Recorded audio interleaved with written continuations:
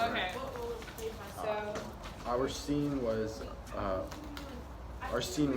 number 5, which is the Salem Meeting House, when Giles, Francis, and John are there to argue against their wives being accused. And I think this is one of the most significant scenes in the book, at least, because it represents a sort of turning point, because it's a realization that's now spreading to a bunch of people about the unreasonableness of the situation. Yeah, like anything you say or do could be considered witchcraft and you can hang for it. Yeah, like, Giles mentions his wife was reading books, and that was partly the reason she was accused. And it was based on something he said. Right. He said she reads books. it's a big he said, she said type situation, and I think, I don't know if Soha mentioned it yet, but it was it's the moment at which they get a taste of like hysteria going on within the community and their society at the time. It becomes like a realization, and the use of this hysteria for personal gain is also highlighted earlier in the play. We know how Abigail was like wanted to accuse Elizabeth to get with John Proctor. Right. But now, like, Giles brings up that Thomas Putnam is also doing it just to gain more land and power in the communities. And the reason that Giles' wife was accused in the first place is because the guy was mad that his pigs kept dying, so he just blamed it on her for reading books. This kind of alludes, like, in a sense, to the fact that people will do almost anything, and they'll throw a lot of people under the bus for their own selfish ambitions and for their own selfish needs and things that if they want to advance in certain things, or if they want something and they see someone standing in their way of getting that, or they think someone did it, they'll like point to them and put the blame on them rather than realizing it could potentially be something that they themselves have done. Which is definitely something that happened in the 1950s too. Yeah. So, although there was mass thing about communists, I'm sure people still used, the fear that was running through the society to gain more personal benefits. It was very manipulative, because you take the fear that people already have and then you continue to spread it and you continue to make it into this really big thing. And then just like the play, they started to realize it was kind of ridiculous too, the hysteria. But it almost becomes like, because you can see, yes, people have, like Mary Warren, when she comes in, she confesses that all the girls were pretending, but they still continue things, and because it's almost their way of life to that point, what they've lived by, and their actions that were what they believed were so right are now being questioned and changed. So the matter shifted almost from right from wrong to protecting their actions, not simply doing. Yeah, I think that they'd rather be seen as crazy for saying that stuff than to come out as being evil and accusing all these people. Right. It was if you speak up, you'll be fine, but if you stay quiet, you can be accused. Yeah. So basically, Danforth and Abigail Almost like and a Mercy matter of right or wrong. concerning of who is responsible for witchcraft, and through their expressions and People are just. play, we can see that Danforth is worried, and Abigail she's There's. worried as well, because she doesn't you know. she wants to appear innocent. Okay, the judges Try to support belittle lynching any- because they act like they don't believe. which is what eventually I feel like that's their lifestyle. They've gained a new purpose in society through these persecutions of witches. And I feel like that's probably one of the reasons they're so adamant about not taking in new evidence about things and changing the way they've gone about, persecuting these witches. It's because now they have a role in society. You could almost also argue going in that direction that maybe they don't want to necessarily believe this new evidence because they since they're so high up within society and within their society, and they've been telling everyone this is what this is and this is everything that's going on, they don't want to believe new evidence because they don't want to seem wrong and they don't want to lose their place of power. Yeah. Right, I think it's a pride issue. Yeah, it's a he even big says it in the text. He's like, do you know how many people have gone to jail in my name? Right. 400, and 72 are going to hang across the way. Yeah. He's acting all proud of it. Yeah, so it's no longer about whether the actions are right and wrong, but just, protecting them as a whole Yeah. It's because he's and protecting his position. yeah, he wants to keep. it's I don't know. His reputation. Yeah, his reputation is essentially on the line. Like if he's proven wrong, and if people like all of these things come at him, it's like today, if people find out like everything you've been telling them their entire lives is wrong, and they're gonna come after you, and you don't want to lose your entire reputation that you spent a lot of time, like years and years and years building up. Yeah, and that's something that's seen like throughout the play. Like in the beginning, Abigail's talking about her reputation, and so is Paris. He's like, I don't want to ruin my reputation by saying that witchcraft was Right, because there was already, and like with that, and there was in the beginning, there was like he said, there's a sanction determined to drive me out of the church, and he didn't want to lose his The title the is title super that he, important.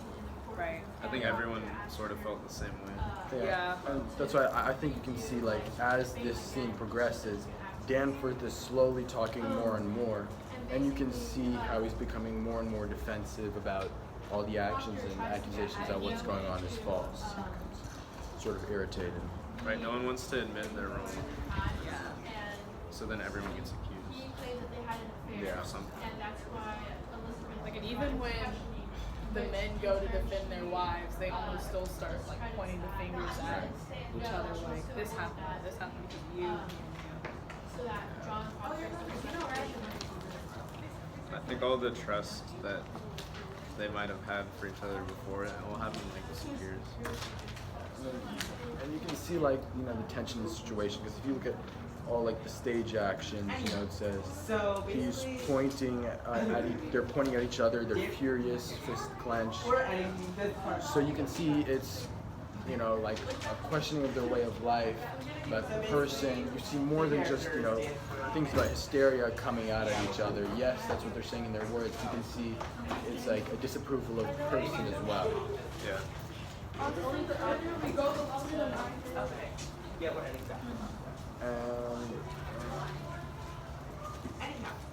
So Stanford, Paris, There's something I noticed.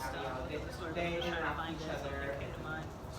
They just kind of like address each other in a way that they're trying to blame each other for their problems and trying to accuse people. So on page 510, Proctor, well before that, but leading up, the quote is on page 510. Leading up to that, Proctor's trying to tell Danforth, like, my wife's pregnant, like she's here, like I don't want her to die. I'm trying to save her and the baby because, you know, within the Christian community, it's kind of, they don't want to kill. So he says, Danforth says, we thought it to be too convenient to be credited. However, if I should tell you now that I will let her be kept another month, and if she begin to show her natural signs, you shall have her living yet another year until she is delivered. What say you that? John Proctor struck silent. Come now, you say your only purpose is to save your wife. Good then. She is saved at least this year, and a year is long. What say you, sir? It is done now. And in a sense, like, Danforth's like, okay, I'll let her have this child, but then after she has that child, she still has to pay for everything that she's been accused of and everything that she's done, which goes back to the point that we made. I'm sorry, I keep making a lot of connections back to it, but it goes back to the point we made about he does not want to be proven wrong. So even if she is pregnant, he doesn't want to kill her while she's pregnant. She'll let her conceive the child, but he's gonna continue moving forward with his action, because if he seems weak and he lets her go, then he's gonna have to essentially let everybody go, because they could all be pregnant, so to say. Right. One more significant thing that I also thought was, you know, yes, it's a time where everybody's accusing everybody. You can see the loyalty the families have to each other. No, for The, sure. the way, even like, despite like what's going on, people being accused of witches, Proctor's still fighting for his wife. So is Giles.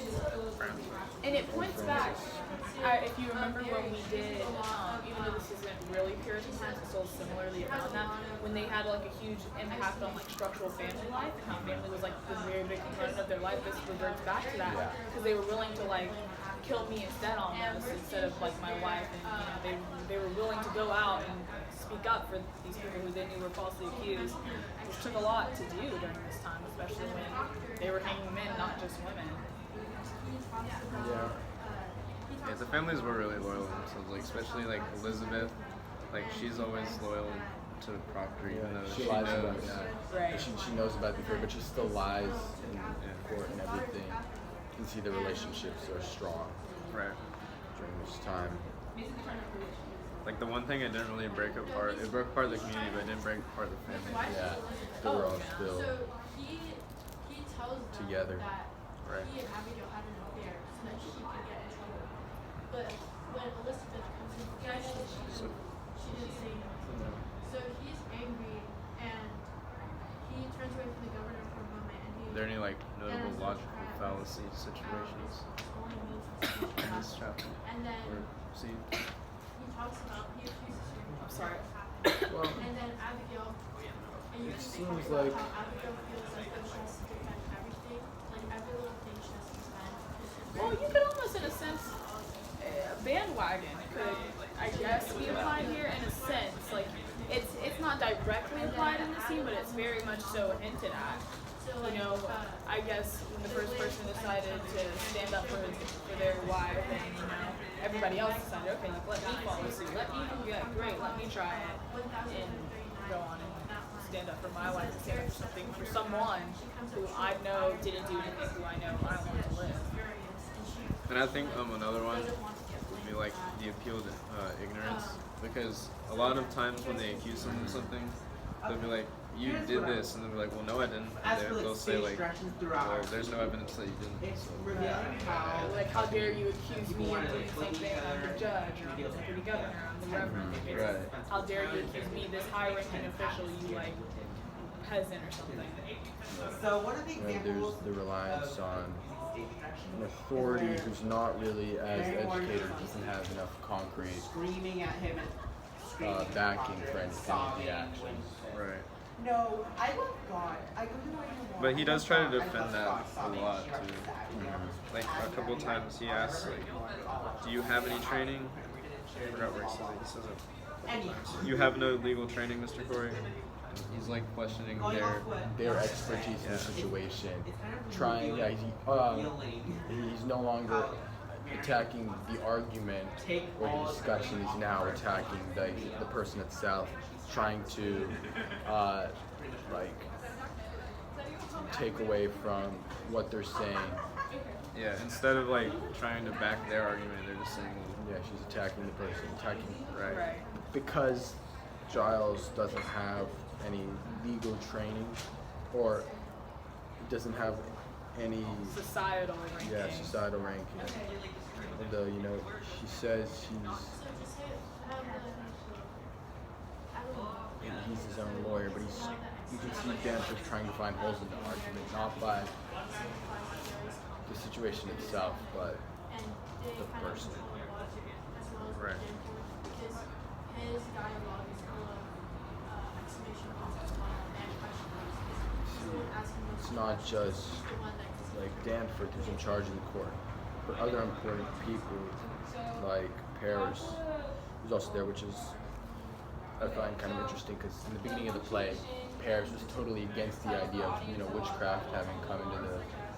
But He was now, against the idea of a trial because his daughter was Yeah. being accused. but now I feel that the blame is no longer on him or his daughter. Anybody in his relation is all for it because now it provides him with an outlet. He's able to keep his rank and everything while others are being accused. Since the blame has been shifted from his family into someone else, it's okay. He's all But when for it's it. on him, and when his daughter was being accused of being in the woods performing witchcraft, all of a sudden it wasn't okay for him to be accused. That's what you can see, like in the stage actions, like Paris is super nervous when the accusations are now calling all this false.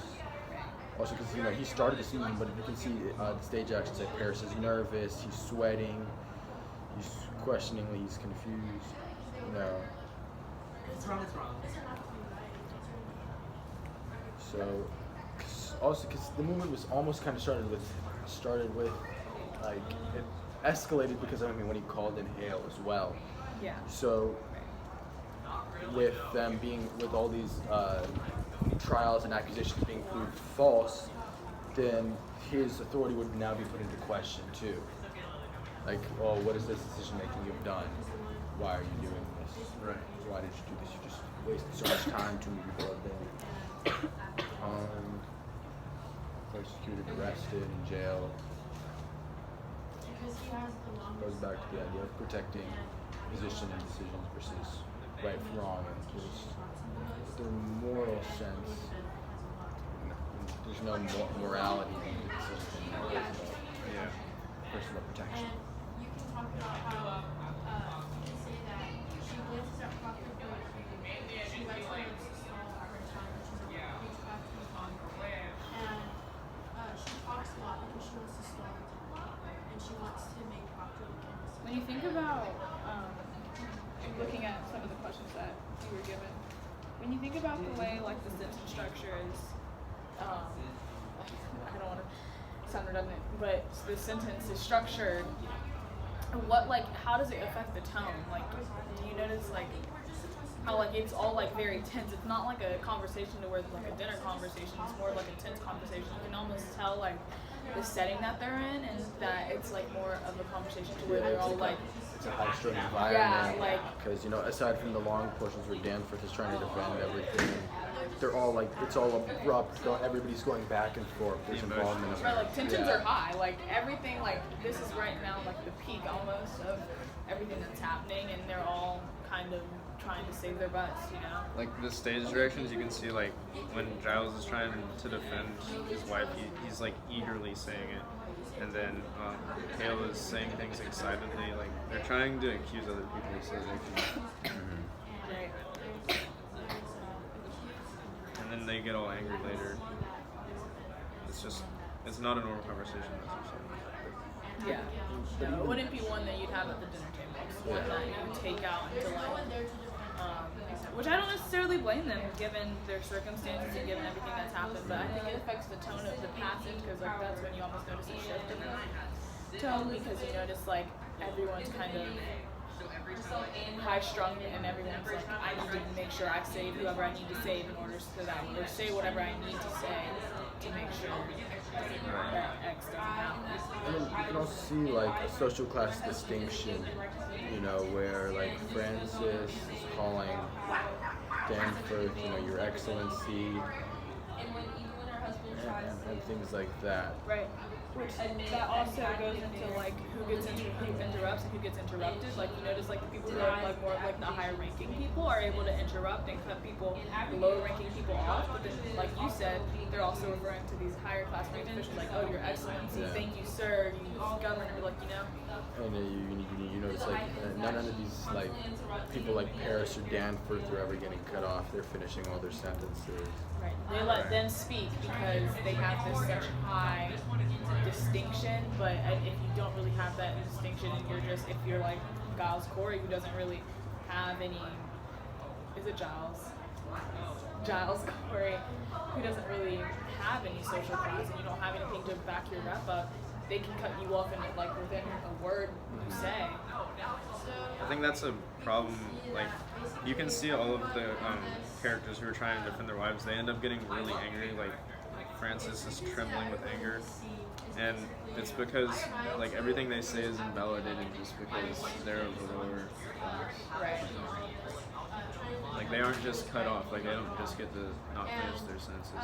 They like everything they say is just like invalidated by other people. You can see that she's like trying to hide, I guess, her fear. That after when they again when they're attacking the person, they tend to sort of question their values, the values that were important to society at the time. Like they start talking about whether like all these different people that have come to defend their wives. Now they're questioning them. Do you go to church? Have you seen the devil? Why are you now so? Why are you like this so much? And now, just looking back at it, They're trying to tell everyone to get off their high horse that they think they are able to be on. she just wants to protect her husband because she Right. really loves him. And so And like trying to make connections from the Crucible to like what happened. So it gives This like, a is- connection to like the Red Scare, and from what we know, it's There's it's been McCarthy. an attempt by those who are in a position of authority People are to continue to maintain this black or white situation. it's communism. When the situation wasn't so black and white. Yeah, and there's a gray area. It's more And it relates to how complex. it's And really similar in a way how people are. they're like resistant to the change that's occurring. How they are. It relates to with Right. witch hunting and how people say, oh, this girl's a witch or witch hunter. She's possessed by the devil. And so You see, like it reveals how it it inspired. it's not exactly the scene. You can see the Dharma, the defense of the situation, the protection of the actions. As soon as Mary Warren says that they weren't dancing, then Abigail and all the other girls start to they start to accuse Mary Warren of being a witch and all, and they're trying to continue the situation and defend their actions.